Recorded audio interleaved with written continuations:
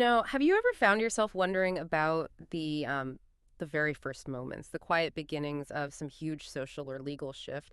It's easy to look at the big headlines of the laws, but sometimes it's these small individual things that really kick things off. They get caught up in these bigger stories about police and how people see things. Okay, so let's unpack this. Today, we're doing a deep dive. We're going back, way back to 1949, San Jose, California. And we're looking at what seems to be America's earliest, clearly documented home cultivation case for cannabis. It's not just some old police file, it's like a snapshot. It tells us a lot about how those early ideas were formed. Yeah, exactly. This specific arrest, it's really way more than just a historical footnote.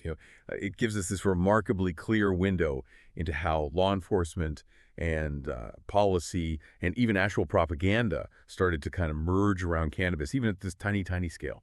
So our mission here for this deep dive is to figure out not just like the basic facts of what happened, but why it mattered back then, how people interpreted it, and, well, what it tells us about how information can be shaped and used. Right. And to do that, we're drawing on some really detailed historical digging.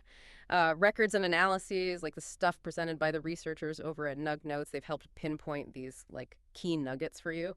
So get ready. The story starts pretty simply, a backyard garden and a curious teenager. Okay, let's really set the scene here. August 23rd, 1949. Just seems like a normal summer day, right? San Jose, California. What happens next isn't some massive drug raid. It involves a 19-year-old kid. He gets arrested for unlawful possession and cultivation of marijuana. Now, this detail doesn't come from the local paper. It's actually in the official annual report of the Federal Bureau of Narcotics, the FBN, and it was later highlighted by this major reform scholar, Rufus King. The fact that it showed up in a federal report for what seems like a minor local thing, well, that tells you something right off the bat. Mhm.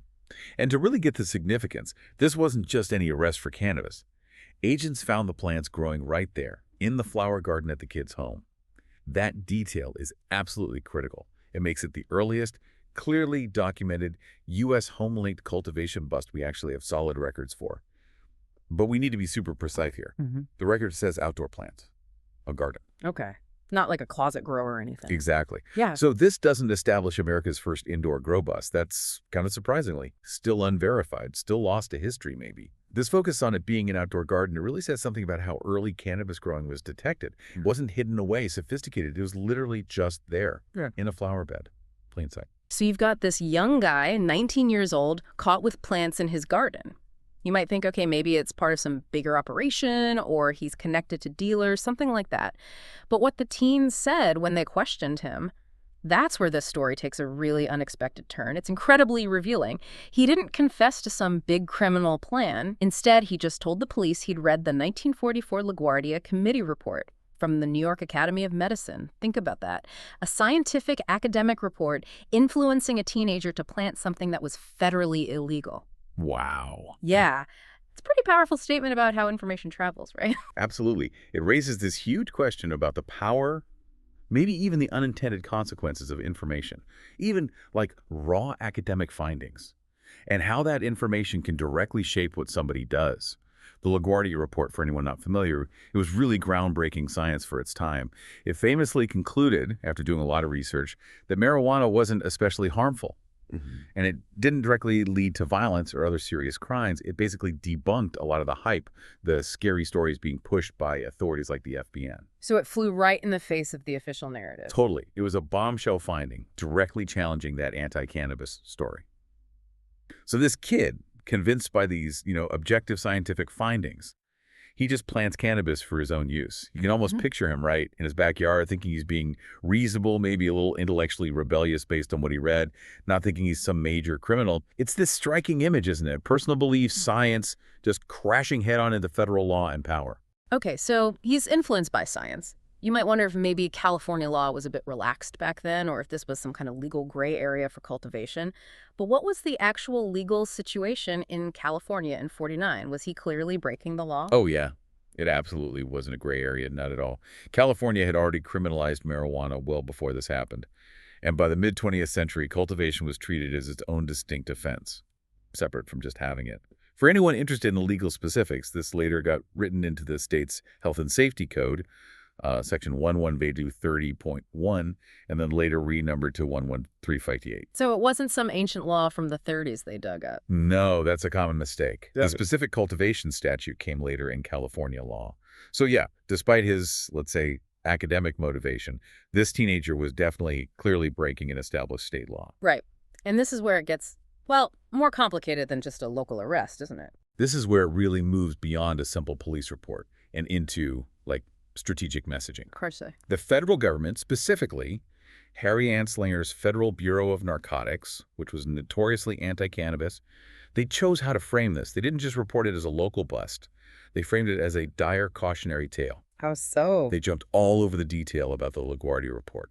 They actually argued publicly that the report had misled young people.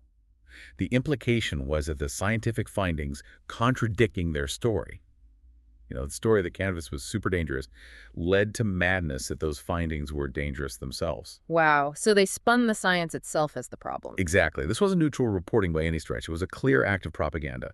And we see this pattern again and again in FBN case reports from that time. They'd pick these individual stories, often small ones, and spin them to fit their bigger political agenda. Anslinger was, well, he was a master at shaping public opinion this way, dramatizing cases to justify more enforcement and shut down any science that disagreed with him. Okay, so to really get a feel for this, we need to understand the context. What was the actual scale of cannabis activity across the whole U.S. in 1949? You hear Anslinger's rhetoric, you might imagine huge amounts being seized. Right, but the reality was, well, starkly different. Marijuana seizures nationwide were incredibly small. We're talking less than 1,000 pounds of bulk cannabis total for the whole country. 1,000 pounds, that's it. That's it for bulk.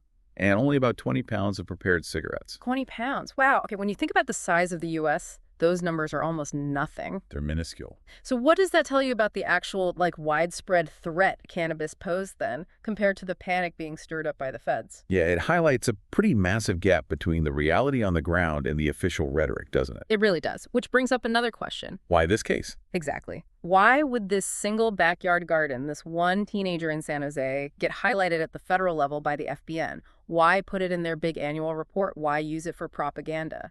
Well, the answer is kind of embedded in those low seizure numbers we just talked about. Yeah. Cultivation just wasn't widespread then. Certainly not like industrial or large commercial grows. It was rare. So because it was so rare, a single home-linked case like this was actually notable enough for the FBN to grab onto it, to leverage it for their agenda. Ah, okay. So it's rarity made it useful. Precisely. It highlights how new all this was, but also how strategically important any cannabis activity was seen by the authorities. It wasn't really about controlling a massive supply back then, not yet. It was much more about controlling the information, the public story around cannabis. They saw a rare chance in this small incident to reinforce the narrative they wanted. So, okay, this case is significant, but it wasn't exactly front page news everywhere back in 49. How do we even know about this relatively obscure bust today? Right, good question. We know about it mainly thanks to Rufus King, that reform scholar we mentioned.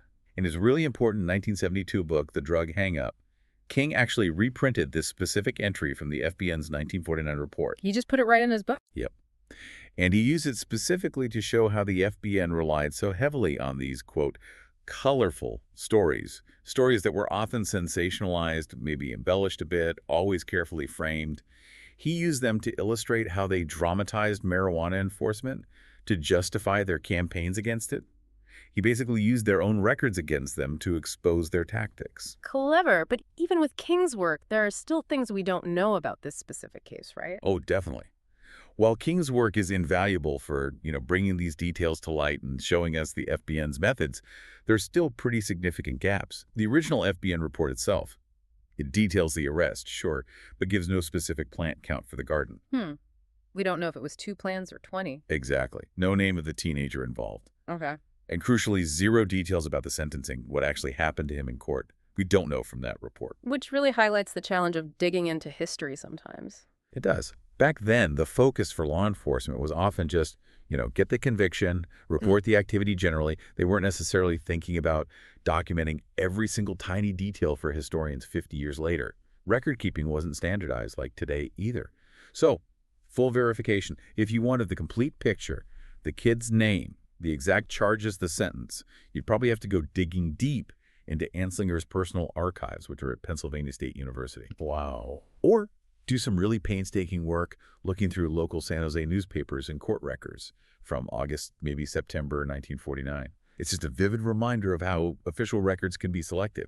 They tell a story, but maybe not the whole story. We're left piecing it together from clues. So let's bring this all together. What does this all mean for you listening right now? Well, the 1949 San Jose arrest, it stands as the earliest verifiable U.S. home-linked cannabis cultivation bust. That's a pretty significant historical marker. But it's more than just that, isn't it? It's this powerful snapshot, a real deep dive into how one person's action, an action influenced by a scientific report, crashed right into government policy, and a very deliberate, calculated piece of federal propaganda. This small incident, this kid in his garden, it became this key touch point. It helped shape the public story, the legal framework around cannabis for decades after. It just shows so clearly how even seemingly minor events can have this huge impact when they get interpreted and publicized by people in power to push a certain agenda. It's a powerful lesson, really. History isn't just what happened. It's often about who tells the story and how they tell it. And that narration, that framing, that is precisely the key takeaway here, I think. This deep dive really highlights how easily authorities can use individual cases, even pretty small ones, to push a much bigger agenda. They often frame information not just to report facts, but to serve specific policy goals, to reinforce a particular public image they want. And it raises an important, maybe slightly unsettling question for all of us today, doesn't it? What other everyday things happening right now, even on the smallest, most individual scale?